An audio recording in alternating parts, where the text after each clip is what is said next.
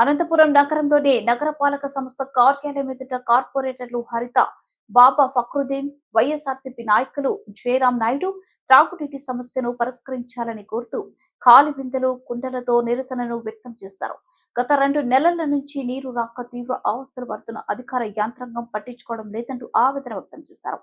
ఈ సందర్భంగా వారు నగర కమిషనర్ మేఘ స్వరూపం కలిసి తమ గోడును వెళ్లగొట్టుకున్నారు. వాళ్ళు మెతకడంతో అయ్యా అబ్బాయిని వీళ్ళు మాట్లాడుతుంటే వాళ్ళ మంచితనం ఆస్వాదిస్తూ ఇట్లా చేస్తున్నారు. గతంలో ఇట్లా చేసేవాళ్ళ వర్గాల నుండి గలాట్లు చేసేవాళ్ళు వీళ్ళు ఇట్లా గలాట్లు చేస్తే వీళ్ళు పని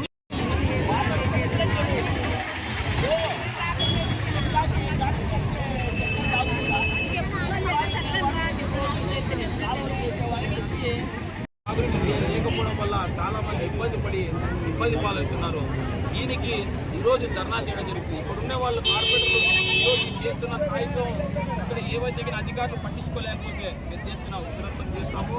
ఇంకా ఇప్పుడున్న రోడ్లన్నీ బంద్ చేపిస్తాము. ట్యాంకర్ తెచ్చి నిలబెడతాము.